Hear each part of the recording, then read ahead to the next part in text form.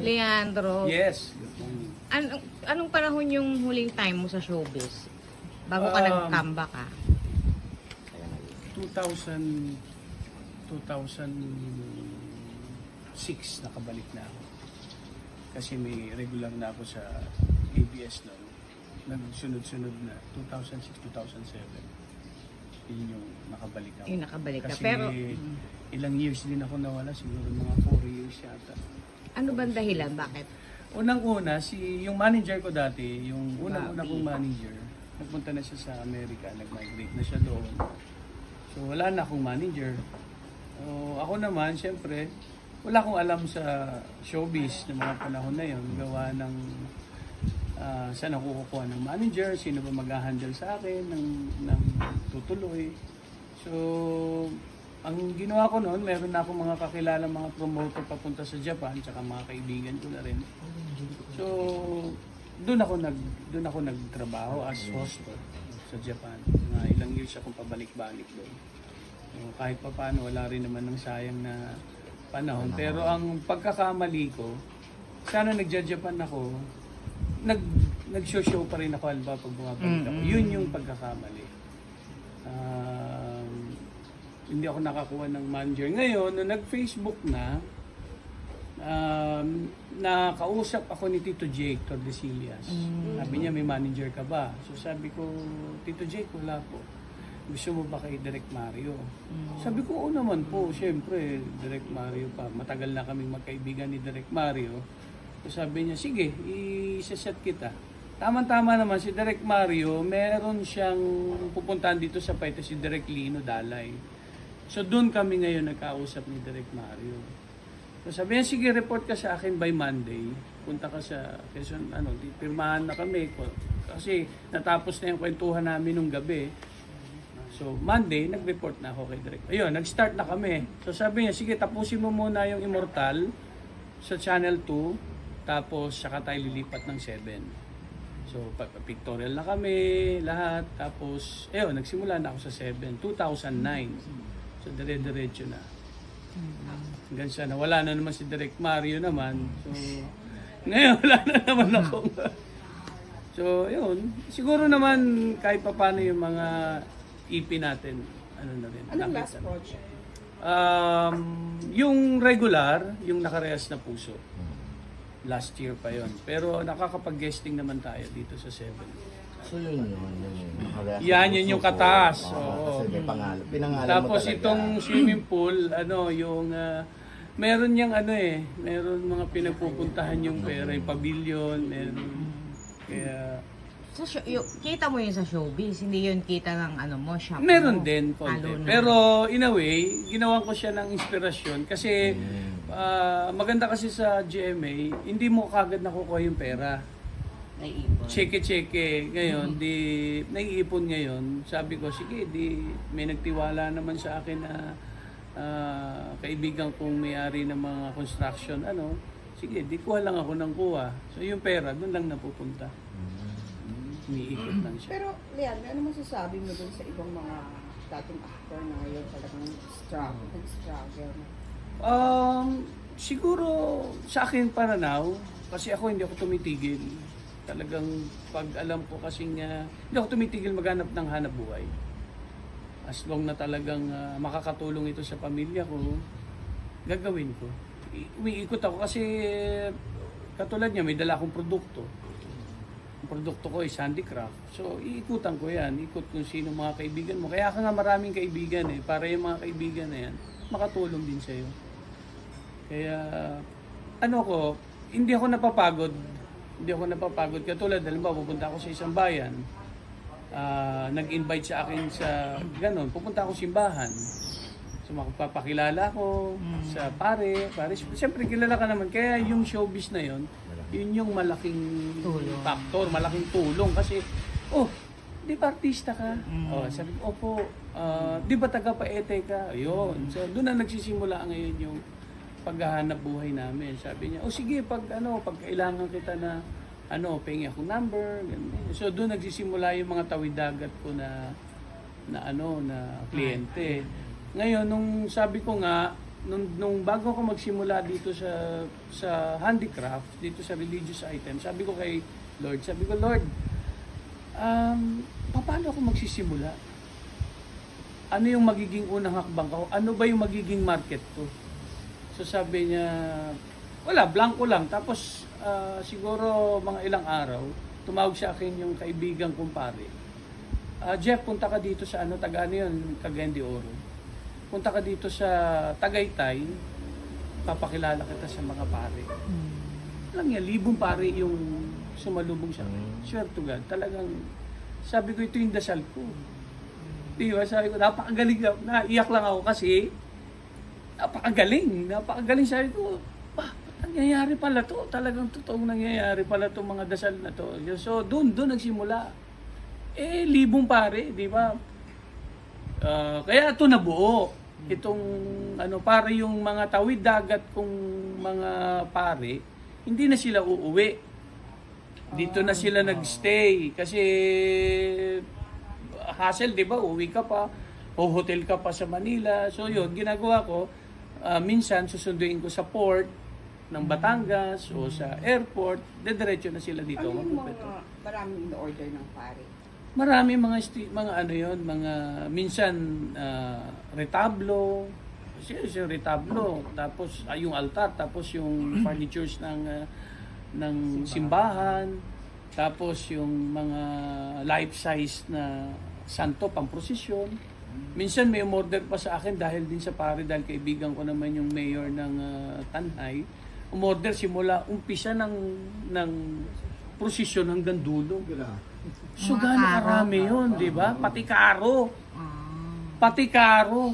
Simula San Pedro hanggang Santo Entierro. In-order sa akin yun nung pare at saka nung mayor na kaibigan ko. Tingnan mo naman, sabi ko, God is good all the time, di ba? Kaya yung mga tao dito, marami rin tayong natutulungan. Mahal ba isang santo? Depende kasi sa pagkatao nung umu-order. Kasi, depende. Kasi kung halimbawa, low budget.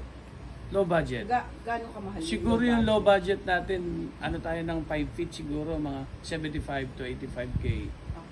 Okay. Ngayon, pag naman high budget, wag nyo na lalagyan ng presyo. Basta maano. Pag high budget, depende rin sa usapan. Kasi ultimo litid, ultimo kulay talagang ibibigay natin. Pati yung mga muscle, movement, talagang dinidetalye. Kasi matagal. Pag ang gusto ilang siguro sa isa, pag tututukan mo, sa isang special, siguro 3 months. Ganun katagal, pati tuyuan. Wow. 3 months yan, tatakbo ng 3 months yan, pati kulay, pati lahat. Tuloy-tuloy yun? Hindi, may tigil yun. Kasi unang-una yung kahoy, drying. So, diba, hindi tayo pwedeng 3 months, 2 months, basta special, talagang lalabas yan. Kasi aaprubahan pa ng ng may-ari. Sabihin, gusto ko medyo nakangiti, gusto ko masaya yung mata. Yung mga ganon. So sabi ko ba, di ba? Kasi bumayad So wala kang gagawin, wala kang choice kundi gawin mo. Na kailangan mo, wala ka po, Je? Yun. Paano? Yun yung haba sa precision, mga gano'n mo katagal. Hindi. Naman, taon. Taon naman. Isang Isang taon kaya marami tayong tao na kahoy. Yung regarding naman sa kahoy, meron naman mga permit yan. May mga permit. So pagka talagang maramihan, katulad niyan, kukuha na tayo ng permit. Para yung supply ng kahoy naman, regular. Kasi baka mamaya, mayari pa tayo ng DNR dahil lang dyan sa dami ng santo, di ba? Kaya ngayon, yung bayan ng Paite, meron ng taniman sa bundok. Kaya yun kasi yung batikuling wood. Minsan naman kasi gumagamit ako ng ibang kahoy. Yung marang wood naman. So anyway, nandun tayo. Kaya mahirap din yung hanap buhay. Kaya kailangan, wala namang madali. Pero gamay ko na yung paghahanap buhay ng handicraft. Ano yung mga old wood? Halimbawa, Yung old mga wood, narang. ang narang old wood, talagang mahirap ukitin yan. Matigas Old wood ang pinag-uusapan kasi ngayon, wala na tayong nabibiling narang malalaki. na bilog, pula. Kasi ang pula ng Nara, pag ganito lang kalaki, 25 years pa lang. So, kung puputulin mo ng ganito yan, wala, ito lang makukuha mong pula. Lahat puti. Oh, so, swerte yung mga makikita niyong pula na malalaki, na solid. Tulad nito, halimbawa yan. Oh. Ang laki niyan. Solid na pula. Yung nasa taas mo doon sa ano, Oo, di ba? Yun yung mga kinikip ko na alam nating medyo may halaga. Pero Leandro, ilang years ka nang nag-scout? 16 years na solo kami. 16 years na. Hindi mo naisip mag-exhibit? Nag-exhibit ako dati Yung solo? sa SM. Hindi pa ako nag-solo, lagi ako mayroong kasama. Yung mga Sa santo, yung sa, mga ginawa mo. itong nakaraan yung sa White Gallery ba yun? Sa Quezon City, sa Yes. Diliman. Oh, yun. So yung mga Kasama artista. kayo. oh. White space ba? White space. Tapos ngayon sa DTI, sa Dusit, nandun yung aking isang piece. Dapat nga nung isang araw nandun kami. Kaso medyo busy-busy yan. Okay, babacktrack lang ako Yes, konti pa. yes. Paano ka uli napunta? Di ba yung pag-showbiz mo, ang dahilan, ayaw mong gawin yung ginagawa ng tatay mo. Gusto mo umiba. Oo. So, paano ka nabalik dyan? Yun nga, sabi ko nga sa sarili ko, anday ko nang sinubukang hanap buhay, nag-restaurant pa ako.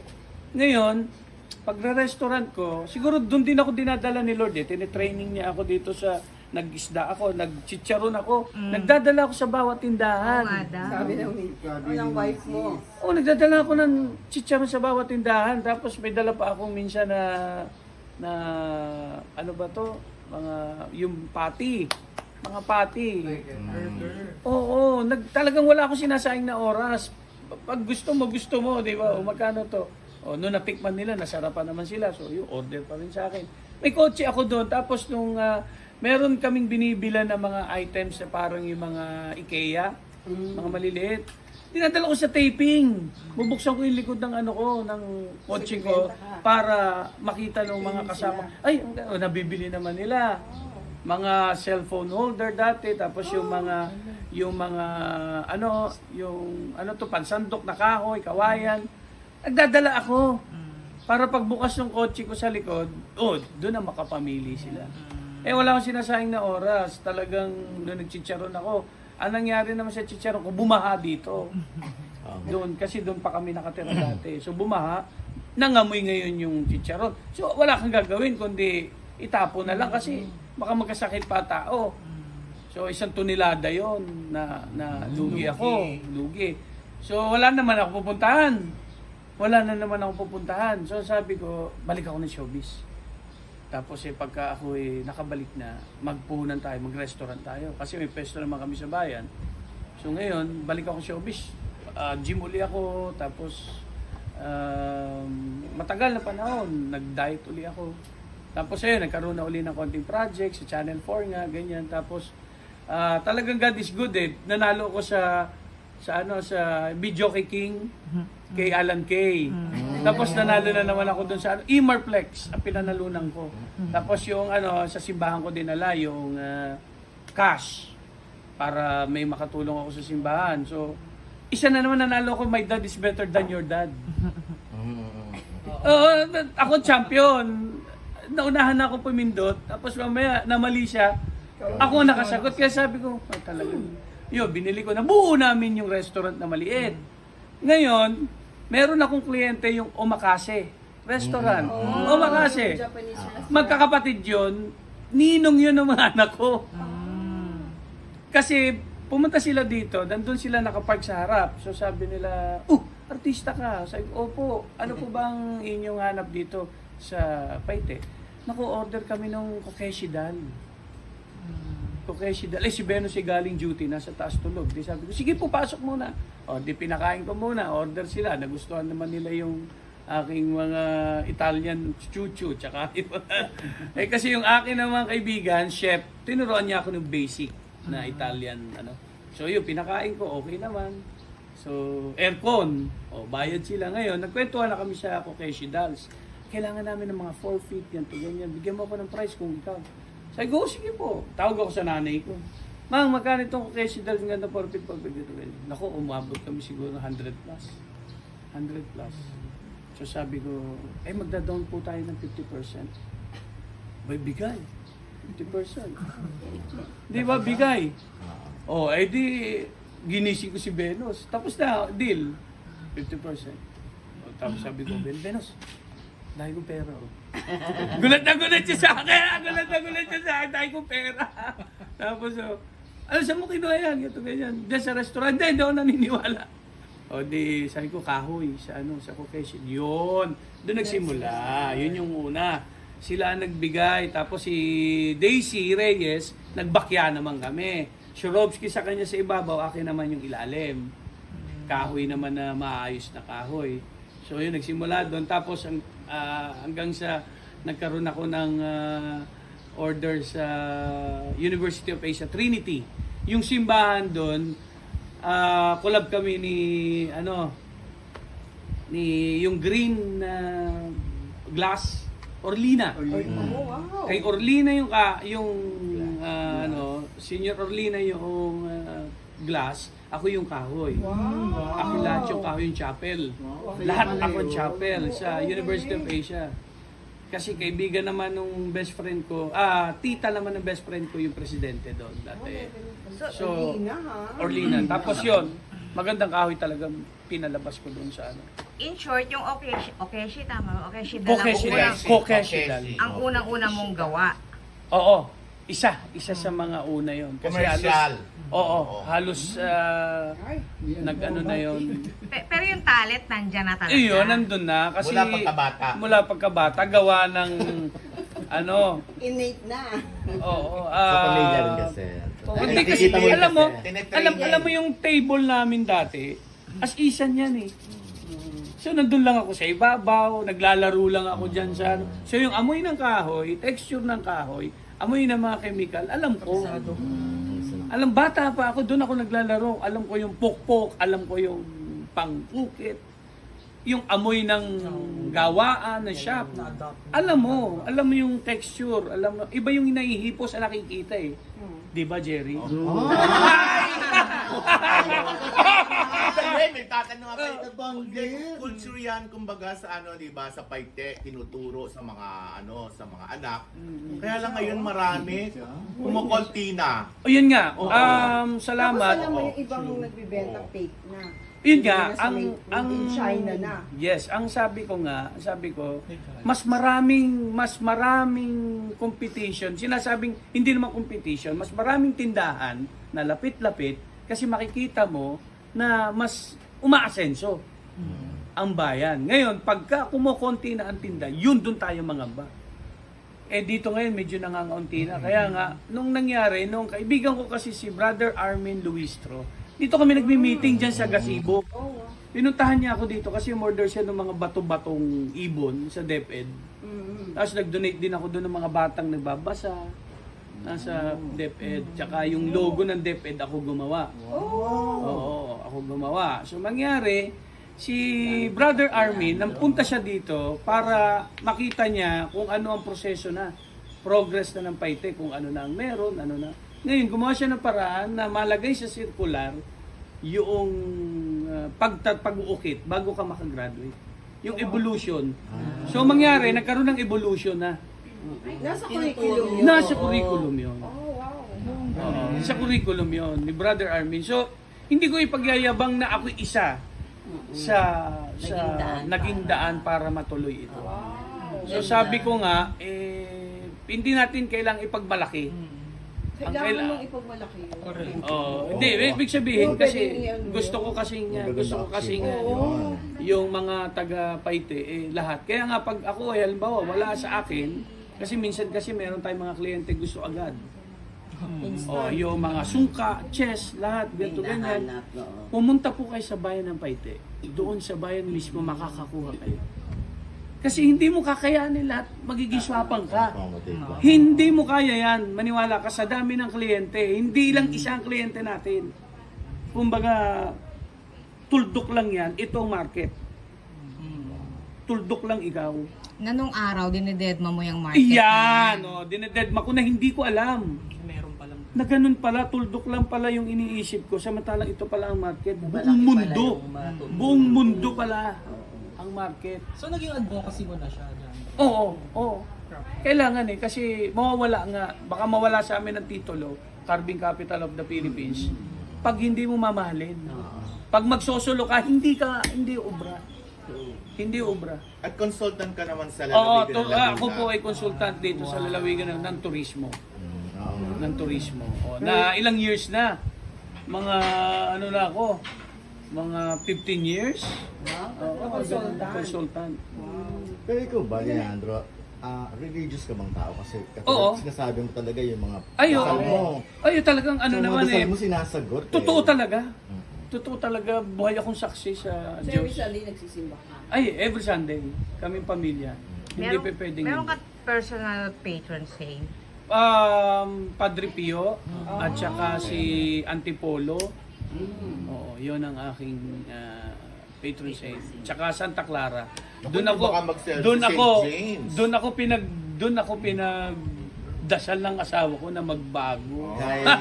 Santa Clara. Kaya sabi ko, bakit ba ako dinadala mo Yan ba dito yung sa panahon ng, Santa Clara? ng Yung ano, pala, Japan, pinagdadasal ano? na pala ako ng asawa ko, binubulungan na ako. Magbago Magbago. dahil... Saan sa Ubando? Maraming Ubando pagbabago. ba yun? Hindi, sa Santa Clara lang sa ano dito. Saint Clair, Dito Dito lang lang. sa may sa Katipunan. Katipunan. Yung monasteryo. Kasi pagka kami monastery. pupunta Saint Clair tsaka Padre Pio ng Eastwood. Ayun, Every every birthday ni Saint Clair, punta kami sa yung feast niya. Tapos punta kami kay Padre Pio. So may himala, Leandro? Doon Ay, sa marami. pinagdasal. Marami. Ayoko na lang syempre yung ibang tao. Diba naman, kayo ay estatwa yan. So, ako naman, ito yung cellphone ko eh. Yung cellphone natin, tangina, minuto lang mawala, hindi mo alam kung anong gagawin mo, di ba? So, ang cellphone ko, para makakonek ako kay God, itong statue ni Padre Pio at saka itong Saint Clair. So, yun yung aking kanya-kanya tayong mga connect kung saan kasi ikaw, may globe ka, may smart ka. So ako, yun ang pinakang ko, yun ang internet ko. Parang gano'n. Yun yung pinagbasihan ko sa aking pananampalataya. Malalim. Tsaka hinahayaan ko siya ang gumalaw. Hindi na bago yun kahit nung nagpa-sexy ka na? Or Hindi, noon kasi- naligaw ka ba ng landas noon? Actually, ang ligaw ko lang naman, aaminin ko naman talaga, dadaan din yan sa pagkalalaki mo. Siyempre, minsan, nagkakaroon ka ng kaunting kasalanan na maglandi-landi ka ng konti. Oo. Hindi ko naman nilalahat ang pagkalandi. No? Siyempre, may asawa na ako. No, naikwento na lang natin gawa ng nakaraan na. May lumandi ba sa yung bading? Ang landi kasi ng bading, okay lang yan, gawa ng kinakaibigan ko naman sila. Kaya yung mga bakla na wala na yung kanilang Elia sa akin, gawa ng kaibigan ko na. Yung mga nakasama mo actress. Ewan ko lang, pag nadikitan ko na sa likod. Hindi nagawa ko sa Elia. From, Sa actress from daw. religious to Elia. Kaya nga, another topic. Sa mga actress. Mga artista. Wala. Tapos nakwento mo na pinaglaruan ka rin sa Pictorial. Pictorial, Tatakip ng no? pinya. Kaya makikita mo yung unang pictorial ko, parang gulat ako dun So, sa... bagong-bago ka, no? Bago-bago. Oo. Tapos sa school ako, doon sa Deo Campo, meron doon isang parang bilihan ng fishball. Nandun yung aking, sabi mga kaklase ko, Jeff, ikaw yun ha! Doon sa dyaryo. Ganun ako, nakabrief ako. Paano naman to si Osang? Di sa ibabaw sa akin si Osang. Kinaskas naman ang tarantado talaga. Hindi ko naman, Inasan ka! hindi ko sinabing in-intention niya. Kasi hindi ko alam kung ano ba yung Instruction. tema. Kasi hindi ko alam kung talagang First pictorial. lumapat o whatever. Oo. Basta't ang naramdaman ko, iba, syempre first time. Oo. Putang ina. Ilang taon ka noon? 18. Oo. Kainit. Di ba yung parang nagmamasahe sa iyo? Ayan na. Di ba? So 18 years old ako noon, syempre, mapusok pa ako. Tsaka hindi ko alam. Pag makikita nyo nga yung pictorial ko, first pictorial. Alam ko yun, naka-white brief. Brief! Oo, Kaya yun. talaga dati. Oo. Kasi sinadya yan para lumabas yung reaction. Comedy kasi yung patikim. Oo, para lumabas yung reaction. Baka sinabihan si Osang na gawin. I'm sure sila. Ano pa naman, naalala, hindi ko makakalimutan yung panty ni Oseng doon, yung parang, yung lace ba yun? Oo, lace. Lace na puti. Flesh, yung nude color. Kaya, mababaliw ka talaga kay Osang eh. Nabaliw ka ba? Ay, hindi lahat naman. Lahat All the naman. time. Oo, lahat. Sobra. Pero may nangyari ba? Wala. Hindi mo natikman ng pin. Wala, hindi ko natikman ang pinyari. Naging good friends kayo ni Osang? Para niya akong para niya akong kapatid na bata. Mas Gawa naging mo si Abby Biduya? kasi parehas lang din naman. Kaso si Osang, nandun yung pagka-ate eh. Na ganito. Guide ka. Kasi batang-bata pa ako noon. So, kaya nga may una siyang natapos ang kontrata niya sa Seiko. Kinuha niya kagad ako. Saan? Doon sa Christopher De Leon. Katawan. Tapos sa Katawan. Kinuha niya Viva. agad ako, Viva. Tapos, Siya yung oo, tapos ito. Hindi niya ako nalilimutan talaga. Kaya sabi ko, Ngayon? every time na-interview ako, malaki utang na loob ko kay Osang, kay Abby, lalo kay Abby. Malaki utang Sariwa. na loob ko. Kasi yung Sariwa, si Abby ang pumili na ako yung maging leading man niya. On the spot. Kaya sinabi ni Boss Robbie, Abby, Priscilla, si Jeff ba, ayos ba sa'yo? Sabi, gusto ko po siyang maging leading man doon sa kaya aking launch movie, Sariwa. Nagkabalikan kayo sa Lolong. Yun, sa Lolo. Medyo may edad na kami. Kaya, pero, malaking pagkikita namin, malaking pagbabago sa isa't isa na. Siyempre, matured na. Ayan, so alalakas din ng mga movies mo noon eh. So, Oo. nakaipon ka ba nung mga time na yon or Pag yung sweldo, kasi maliit lang naman ang sweldo ko na nag-start ako ng 40,000 lang na per film. So sa akin, malaki na binata, wala naman akong obligasyon, Ngayon, naging waldas lang ako sa pera. Yun kasi syempre, bili kang kotse, bili ka ng damit, bili ka ng ganto, ganyan. So walang investment na nangyari nung ako'y kabataan. Wala naman akong iisipin sa buhay kasi pakain ako ng nanay ko, pakain ako ng tatay ko, paaral ako ng tatay ko. Sabi nga ng nanay ko, tatay ko, wag na hindi ka makakatapos. Kahit pa ilang taon kang gusto namin bigyan mo kami ng titulo mo para tapos ka. Kasi ikaw pa naman ang panganay, so gusto namin makatapos ka kahit nag-aartista ka na. Sabi ko, sige po. Kasi yung pag-artista hindi habang buhay. Pero ano ang course mo doon? Nurse po. Kaya yung asawa niya, Kaya ako nurse din. na-discover dahil pag na-nurse ko dyan sa Kamuning. Na-discover ako ni Tito kasi bibili siya ng tela. Nandun ako sa community service. Nagka-community service ako. So mangyari, naka-white kami, Anong ganyan. year mo na nun? Second year. Second year pa na. Second year. Hindi. Na ako? Third year. Third year. So yun, first sem. Tapos stop na naman ako kasi 7 days lang. Showbiz na ako eh. Pirma na ako ng kontrata. Ito papatawa. Umuwi ako ngayon. Nag-pictorial kami sa Antipolo. Umuwi ako ngayon dito sa Paite. Ngayon nakita, dinala namin kay Tito Ses. Evangelista. Dinala namin sa'yo. Dinala namin kay mga picture namin. Pinalabas naman itong sila. So nakita ngayon ni Boss Robbie. On the spot. Sabi niya sa akin, kunin kita. Kung hindi ka man maano ni Abby, kunin kita. Hindi. Pirma akong kontrata. Umuwi ako ngayon ng Paite. So hindi ko pa alam na pipirma ako ng kontrata kasi si Tito Bob na yung gumagalaw. Yun yung galaw ng manager. Umuwi kami, nag-long distance Tito Bob.